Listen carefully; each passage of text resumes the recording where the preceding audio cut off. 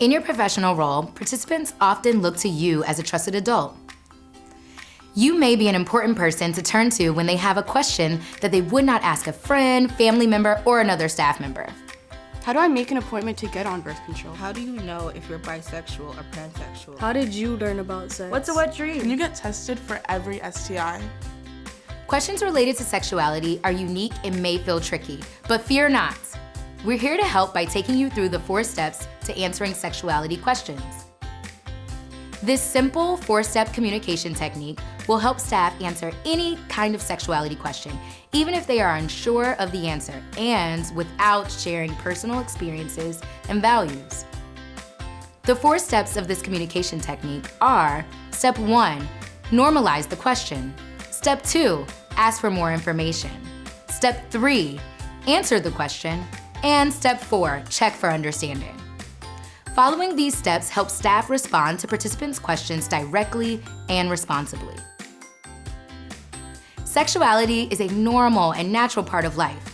We want the young people we work with to feel comfortable asking and learning about sexuality to support their development, health, and well-being.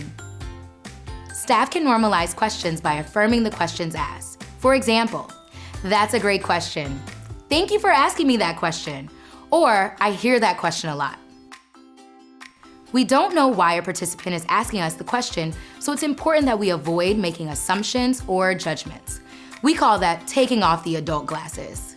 Now that we've normalized the question, we can ask for more information. Context is important when answering questions about sexuality. Instead of jumping right into an answer, take a moment to ask for more information. Not only do we want to hear what they know, but it gives us a moment to take a breath before continuing the conversation. Let's look at this in action. Have you ever been pregnant? That's an interesting question. What makes you ask? Oh, so my sister is pregnant. She's excited, but it's weird. I can't believe she's gonna be a mom soon. Sometimes our participants have a question behind the question. So asking for more information can help us feel even more prepared to respond in a way that's useful. Remember the music of your message. Tone of voice and body language are key to asking for more information in a caring way. This helps participants feel more comfortable and open. After normalizing and asking for information, it's time to answer the question. Staff should answer sexuality-related questions by using any combination of the following: sharing relevant messages from your organization's mission, values, and guiding principles, delivering medically accurate information, referring the participant to another provider if the question is outside of your role, or sharing a trusted educational resource. Remember, staff shouldn't share their personal stories or values when responding to sexuality-related questions from participants. We want to make sure that they're the ones centered in these conversations, not us. Let's look at one more example. How will I know if I'm ready to start having sex? That's a really good question. The decision whether or not to start having sex is a personal one, so I can't answer that for you, since it's something you'll have to decide for yourself. How do you think someone knows whether or not they're ready to have sex? I'm not sure. I think people just know when the time comes. Well, the decision to have sex for the first time is a big deal. It means checking in with yourself and a partner about whether everyone feels ready. It also means knowing how to reduce the risk of unintended pregnancy or sexually transmitted infections, if those are concerns people have. It can also be helpful to talk it out with someone you trust, like a parent or a close family member. How'd that sound? If you want to take some time to think it over, just say so. A great thing to say is, "That's a great question. Let me think on it and get back to you." If you don't know the answer to a question, it's okay to share that with a participant by saying, "I'm not sure."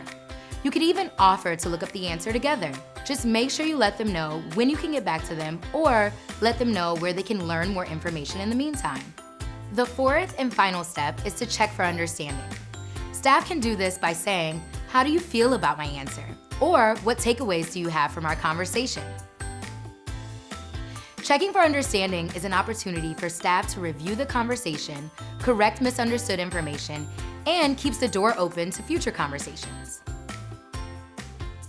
Now that you've learned the 4 steps technique, all you need to do is practice. Just remember, normalize the question, ask for more information, answer the question, and check for understanding. Responding to sexuality questions gets easier with time and practice. Remember the 4 steps technique and see the difference that it makes. You're going to be great. That's a great question. Tell me more about why you're asking. Yes, it's very common for people to wonder about that. Not sure. Let's see if we can find the answer together.